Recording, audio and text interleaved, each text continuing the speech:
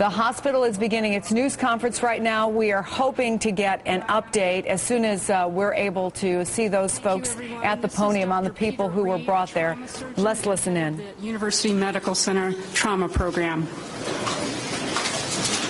Hi, my name is Peter Ree. I'm the trauma director here at the University of Arizona. Thank you for your cooperation. I know this has been a catastrophe for a lot of people, and there's been a lot of people concerned about their family members. I'll try to give you a brief update, try to avoid giving too much detail so we don't get the information to the families in the wrong order. So far, what we have at this hospital is we have received 10 patients. Of those, 1 died. We have 5 patients in critical conditions, and we currently have 5 patients in the operating room undergoing surgery at the current time period, and the rest of them are stable condition that's without any life-threatening or limb-threatening injuries at this point. And that's all that's all I have in an announcement, and then I'll take a few questions at this point. Can you clarify that, son? Is 10 patients, 1 dead, 5 critical, 5 operating room? Correct. So again, 10 patients that we have received at the current time period. 1 patient is dead here at the hospital.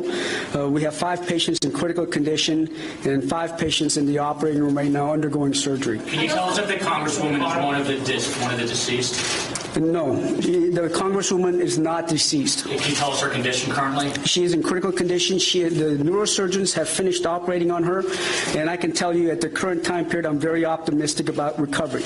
Can you tell us where she was shot and the extent of her injuries? She was shot in the head. Can you tell us who is the patient that was died? I do not know that specific information at this point.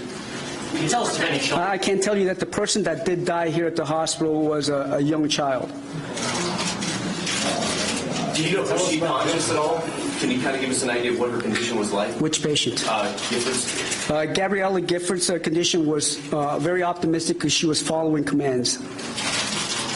Was she lucid? She was shot 1 time. Where, sir? In the head, through and through. Front lobe, back lobe?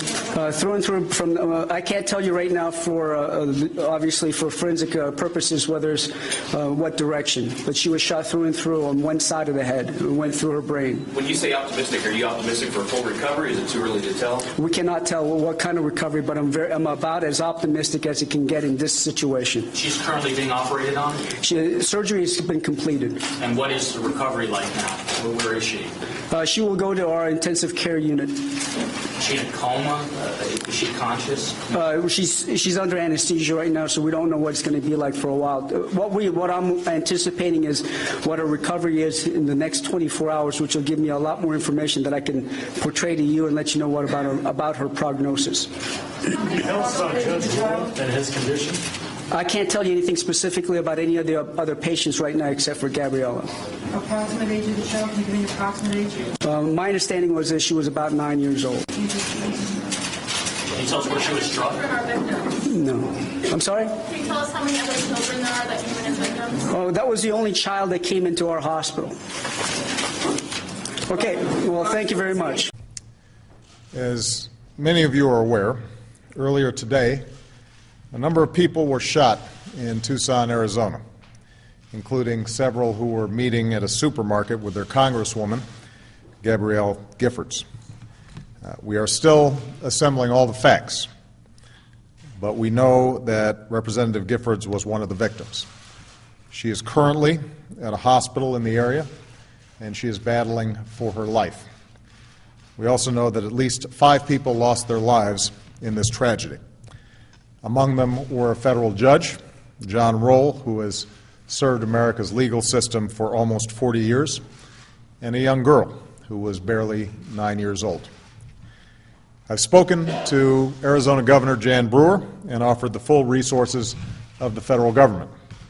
The suspect is currently in custody, but we don't yet know what provoked this unspeakable act. A comprehensive investigation is currently underway. And at my direction, Director Bob Mueller is en route to Arizona to help coordinate these efforts. I've also spoken to the Democratic and Republican leaders in the House. Gabby Giffords was a friend of mine. She is not only an extraordinary public servant, but she is also somebody who is warm and caring. She is well-liked by her colleagues and well-liked by her constituents. Her husband, Mark Kelly, is a Navy captain and one of America's valiant astronauts.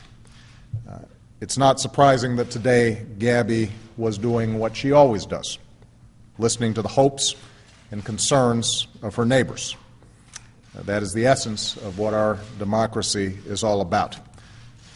That is why this is more than a tragedy for those involved. It is a tragedy for Arizona and a tragedy for our entire country. What Americans do at times of tragedy is to come together and support each other.